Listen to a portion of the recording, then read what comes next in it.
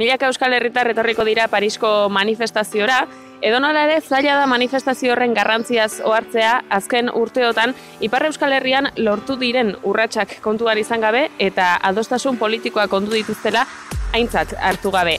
Frantziari euskal preso politikoekiko espetxe politika aldatzeko eskaera egingo zaio Parisko manifestazioan, nolako izan da ordea, ona iritsi arteko bidea? Mugarri garrantzitsuak ikusi ditugu bidean 2011ko Aieteko bake konferentzia oinarri hartuta eta kamaiera eman zion borroka armatuari eta armagabetzeko borondatea erakutsi zuen, nahiz eta hurrengo 5 urteotan estatuek ez zuten aurrera pauso handiegirik eman. Horren bestez, Ipar Euskal Herriko jendarte zibilak armagabetzea errazteko edo bideratzeko ardura hartu zuen bere gain.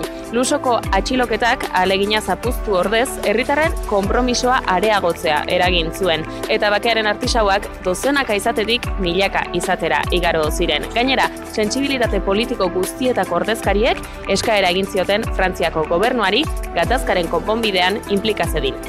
Eta gobernua inplikatu etzen gehiegi inplikatu, baina egiten utzi zuen apirilaren 8an Baionan. Eta bakegiek etaren armagabetze kontrolatu, ordenatu eta egiaztagarria burura eraman ahal izan zuten nazioarteko harremanetarako taldearen babesarekin. Egin ere. Behin eta armagabetuta presoen auzia konpontzeko garaia da eta horretarako lan esparru berria ireki dute bakegileek. Horren isla dira azken asteotako zenbait keinu. Iraian, Euskal Elkargoak eskaera egin zion Frantziako gobernuari, Euskal preso politikoi zuzenbide arrunta ezarri eta gaixo daudenak edo zigorra betetze dutenak aske utzi zitzan. Urrian, Europako Parlamentua izan zen sakabanekeda salatu zuena nazioarteko zuzenbidean oinarrituz eta azaroan Pariseko kontseiluak udala naiz departamendua biltzen dituenak Euskal bake prozesua sostengatu zuen, baita Parisko mobilizazioa ere.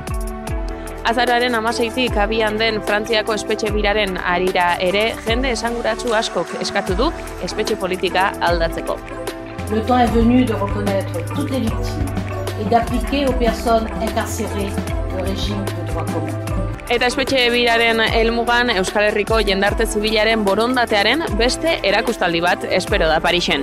Larun batean izango da hori, baina aurretik ere zuei kontatzeko moduko gertaerak espero ditugu eta horixe bera egingo dugu, hemendik, Parisetik bertatik.